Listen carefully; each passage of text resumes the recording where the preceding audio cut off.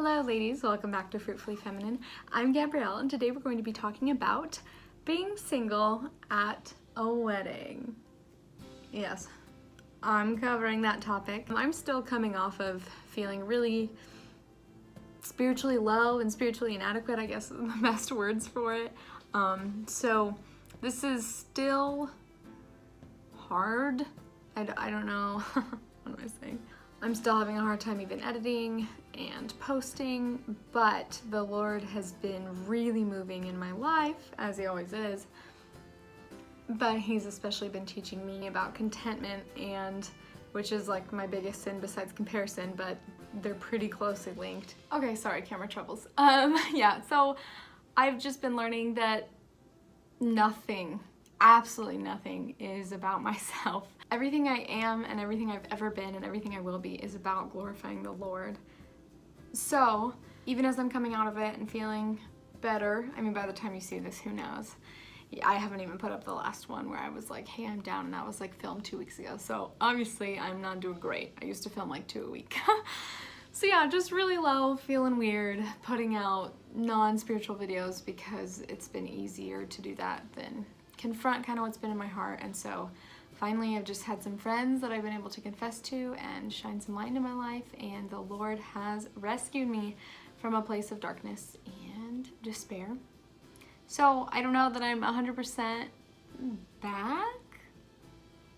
I hope I am. This video is inspired by a sermon I heard back in 2019. I think it was June or July. It was right around wedding season, and I heard the sermon and I was like, yeah, ouch, I needed that one. A sermon hasn't ouched me like that probably since, because that one was ouch. That one ouched me.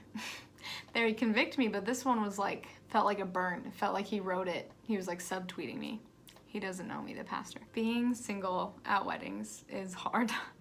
From trying to find a date or the perceived or real shame of going without one, to trying to find somewhere to sit alone or getting stuck by people you don't like, and then because you're alone you're just stuck by them, to yeah, the in like the case that there's an assigned seat wedding, to dancing and having known to dance with. Dancing is the hardest for me because I think dancing is just the best. It's my favorite. I love dancing. So going to a wedding now, ever since breaking up with my last boyfriend, you know, like 2 years ago, that's been like the worst. I just like a little bit every wedding I'm like excited for, and then when it gets closer and I think about the actual details, and it was like, and any wedding ever I was so wanting there to be dancing, and now I'm just like, oh, it's gonna be hard and I have to like prepare my heart. Then there's all the feelings of it may never be you may never have that, you're missing out on it, or it's maybe they're younger than you and you're like, that's ouch, that one gets me. Now pretty much everyone younger than me, like every wedding I go to is almost someone younger than me. Actually yeah, now that I think about it, like the last few, like they're younger than me, they're happier than me. Comparison, contentment, discontentment. That is what's going through my head, that's what goes through my head, that's my life at a wedding. And I personally, like, the time aspect scares me the most, so I start thinking, what if my mom and dad aren't alive? What if my dad can't walk me down the aisle? What if my parents won't be there for my grandkids? What if they'll never be grandparents? Or like, I have a lot of fear that I love the bachelorette parties, and I've planned like the last couple I've been in because I've been the maid of honor, and so how much fun we have and how we spend like 2 or 3 days together, and now I just know like all my friends are gonna have kids and families, and I won't get that. Like, no one's gonna spend time with me. They're not gonna take a night off and sleep with me the night before the wedding. I'm just gonna be alone. And like, whether that's true or not, okay, sorry, I didn't want to get into it, but I just want to say that also could not be true. So anyways, all those thoughts, all the comparison, all the fear, all the lies from Satan. I get how pathetic and complaining that all sounded. I know that. I don't want to like pretend though that I'm completely content, that I don't struggle at weddings, that I'm really great and I run to the Lord every time and I don't listen to lies and I'm above deceit and I'm great. I don't want to pretend that singleness is not a trial for me, and I don't want to pretend that I don't struggle with joy and peace, the fruit of the Spirit, keeping that in me eternally instead of yeah, I let my circumstances wish and wash my way on like sand and not on a firm rock that is Christ. So I'm going to share the sermon now, and I did get permission. I asked if I could use it, and I don't go to this church. I was visiting it because all my friends go there. So when I go to Kansas City, it's the church I go to. So I've been like 3 or 4 times, and I know it's a solid church. And so this sermon really convicted me, and I asked him, I was like, can I please use this? So here I'm gonna roll the clip. I think it's like a minute, maybe a minute 30. Probably less than that, actually. It's just a few seconds. Anyway, I'm gonna roll pictures of me at weddings because why the snack's not, and I couldn't think of something creative or fun to do. When you're in your 20s, this massive disparity starts to creep in between the marrieds and the non-marrieds. And suddenly you feel like you're behind if you're not married. Suddenly you feel like you're the broken one. Because someone who's like maybe your age, a little younger than you, a little older than you, but I mean a 20-year-old to 20-year-old, you know. You feel like, well, gosh, you know, I'm the broken one. It's like, no, hold on. This is the experience of the single person that goes to a wedding. The single person that goes to a wedding is honestly, it's a massive self-pity trip, and I'm going to call you on it right away, and you just need to shut up and dance and have fun. But what's going on? What's really going on is like this, and this is a lie. I'm going to call you out on it, but I know what it feels like. You feel like the broken person at the beautiful place. That's what you feel like. It's like, well, what if you're there to give glory to Jesus and it's not really about you? It's like, are you okay with that? That's what it means to be a Christ follower. It means to make your life about making much of Jesus. Ouch. Whoa. Did you feel that? I felt that. I felt that one. Romans 12:15 says, rejoice with those who rejoice. Weep with those who weep. It is so easy for me to be a friend in sorrowful times and to be with my girlfriends when they're hurting and to pray for my brothers in sad times. I really struggle with rejoicing with my brothers and sisters. I really have a hard time being joyful when my brothers and sisters are joyful. Oftentimes I can, but depending on the situation, it starts to wear on me and I start to compare and become discontent really quickly. I've already shared a lot of this in my contentment video. You know that if you watched it, you know that comparison and joy are like my biggest sins. Well, sorry, joy is not my biggest sin.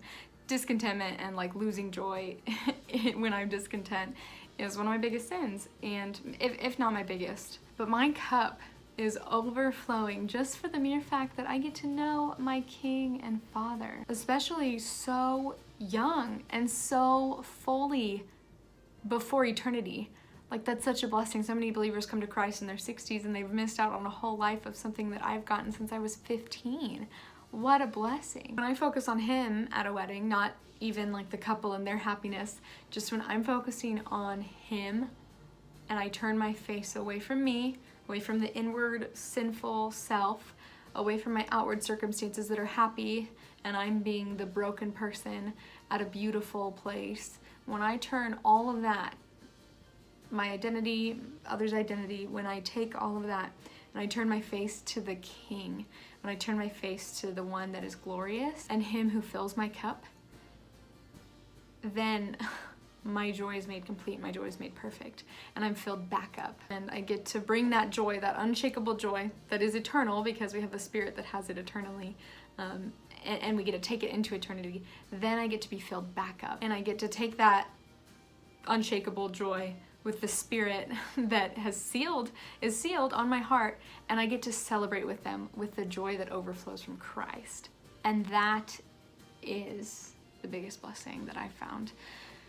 When I shift my eyes from me, them, whatever, to Him. And I know that's really easy to say.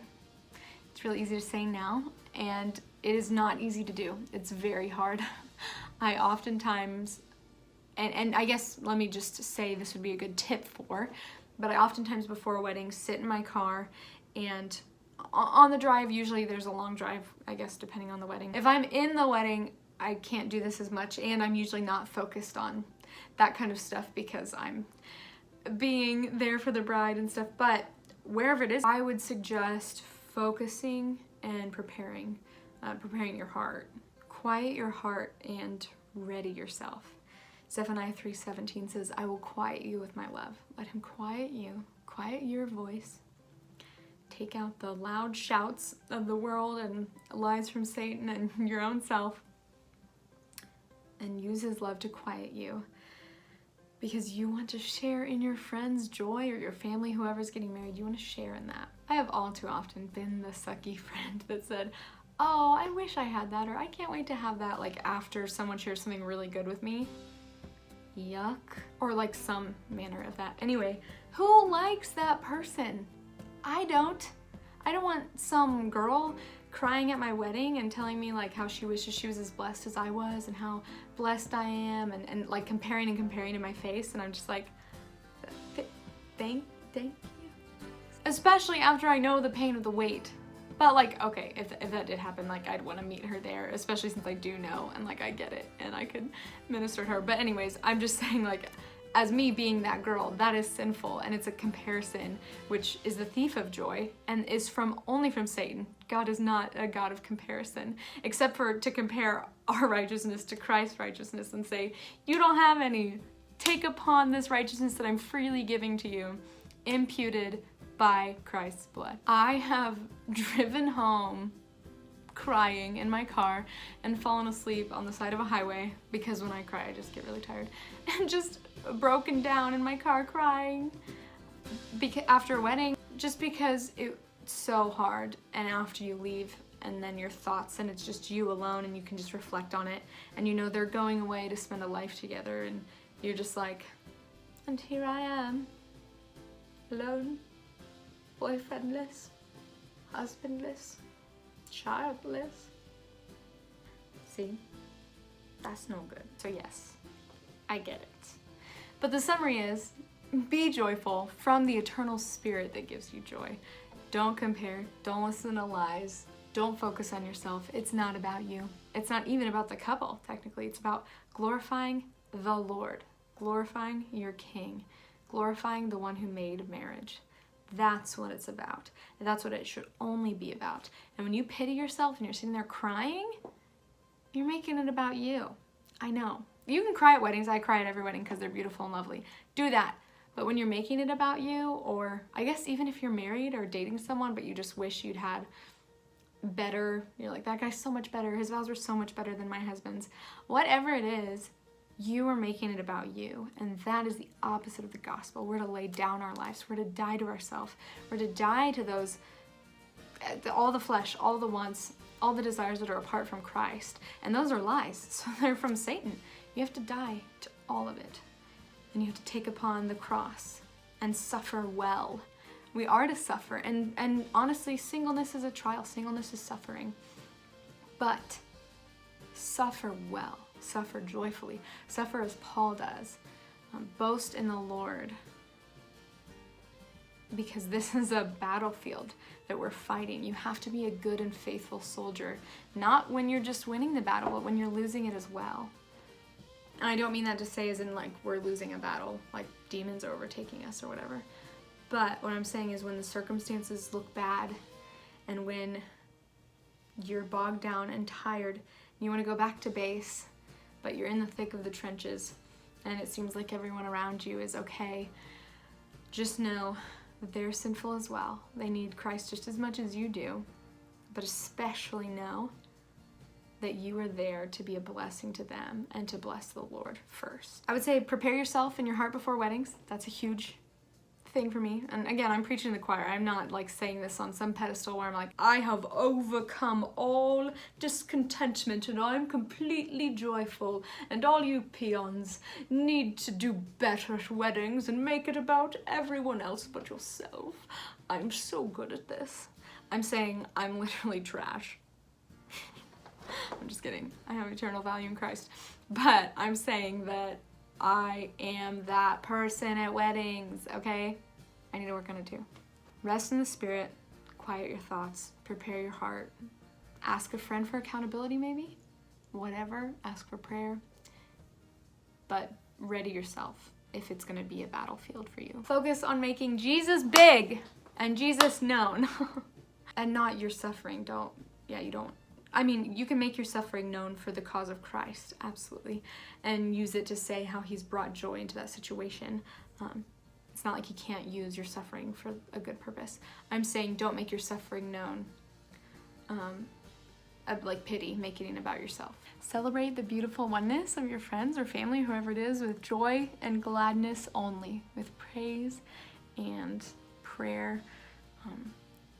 And be that light, be that brother or sister in Christ that you want to have, someone to celebrate with you and rejoice with you, because it's beautiful and wonderful.